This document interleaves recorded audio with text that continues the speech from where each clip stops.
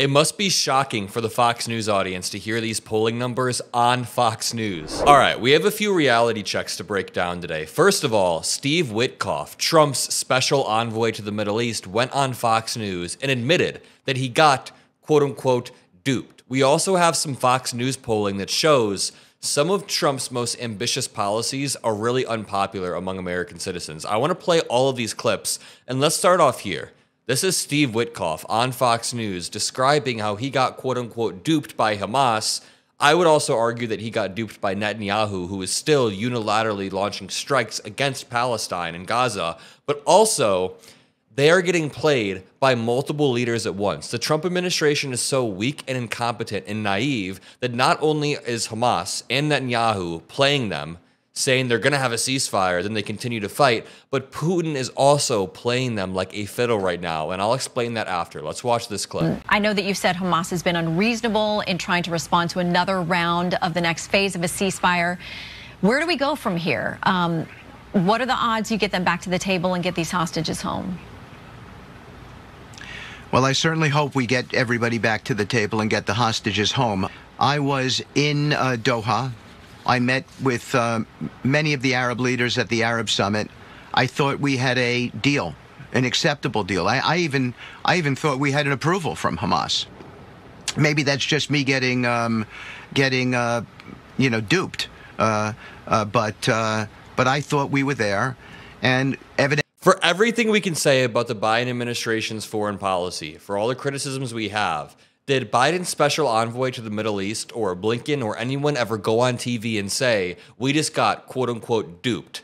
He said it on Fox News, too. They got duped by one of our adversaries, Hamas. And at the same time, let me point this out, at the same time, Trump is getting similarly duped by Vladimir Putin, who is claiming that he is for peace, who is claiming that he is pausing the war, who tricked Trump into pausing intelligence sharing with Ukraine. And now Russia has used that opportunity to launch the invasion even further, to kill hundreds of more Ukrainian citizens and soldiers. I want to show you this clip of Representative Greg Casar going on Fox News and fact-checking the host about Elon Musk. We need more messaging like this. Fox News is getting some reality checks. You should be paying taxes to improve your life, not to make some billionaire buy their 10th jet. To be fair, I don't think many of your Republican colleagues have any interest in touching Social Security, but I want to keep moving on here. Your colleague Ro Khanna. But to be fair, President Trump and Elon Musk just announced that they are closing Social Security offices and going to ask seniors and people with disabilities to go check in person at Social Security offices that they've closed.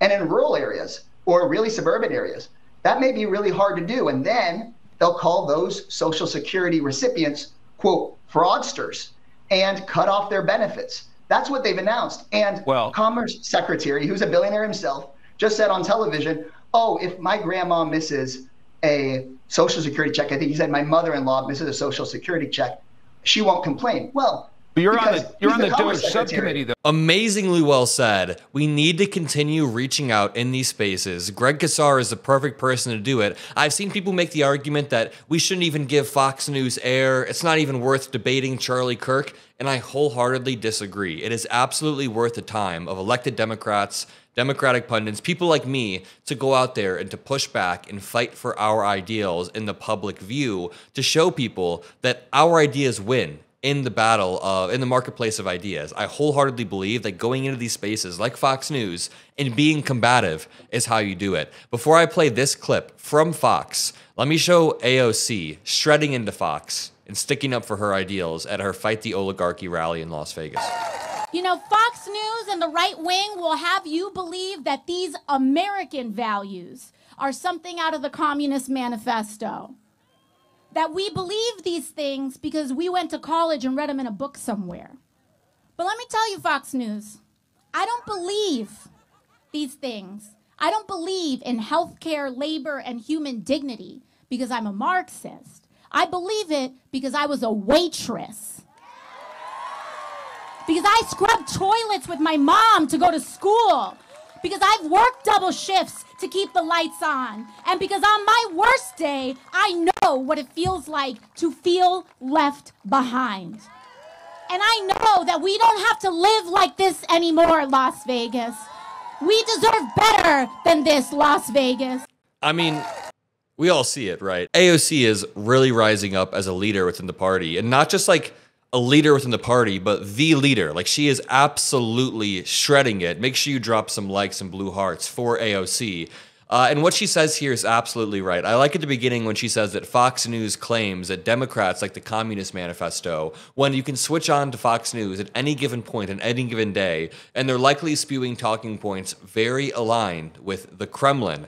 It's funny how things have flipped. She also talks about Fox News and their anti-intellectual turn, how they'll say that just because AOC went to college, now she wants more healthcare or whatever, when it's completely the opposite. AOC's experiences were formed by her time as a waitress, by her time struggling.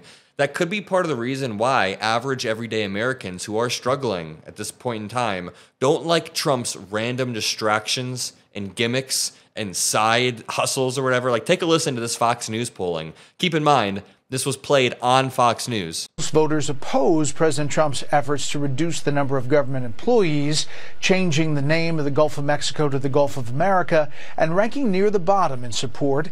His campaign promised to close the Department of Education.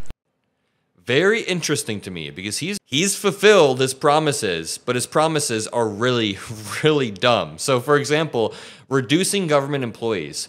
Maybe there's a way to do that where you go to different department heads and you ask them to give you receipts, who they pay, how efficient these people are, and then you cut off people based on merit. That's not what he's doing. Elon Musk is swinging a chainsaw with a blindfold on and just firing people en masse. And it's not good. It's hurting veterans. It's hurting everyday Americans. And it's unpopular because of that.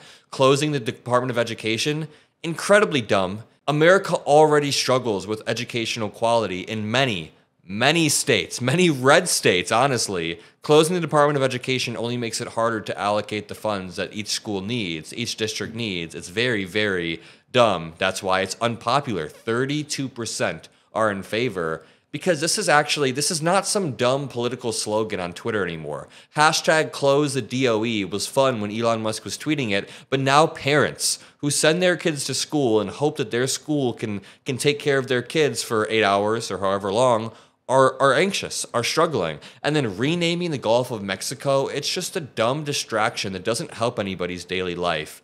And it distracts away from the fact that prices are not dropping. They're not dropping. That was one of Trump's main promises. Now, if we scroll back in this video, we do see, if we want to stay based in reality here, we do see what Trump has done that's popular. Banning transgender Americans in women's sports. Unfortunately, 68% of Americans favor it, 30% oppose. That is commonly known as the most popular thing Trump has done this entire administration, which is weird because trans Americans make up a small minority of the population, but I guess people are happy with that. Make English the national U.S. language. Seems to be popular among Americans. Deport illegal immigrants has a 63% approval rating. And increase drilling / oil, which therefore decreases the cost of gas and everything else, seems to be popular as well. And these things do make sense, especially the gas prices one. But, I mean, it's just interesting to see how Trump is spending a lot of time, Trump and Elon to be particular, they're spending a lot of time on things that American voters really don't give a shit about. Whether it's DOGE firing and federal employees, that's unpopular. The Gulf of America, or whatever the hell, that's unpopular.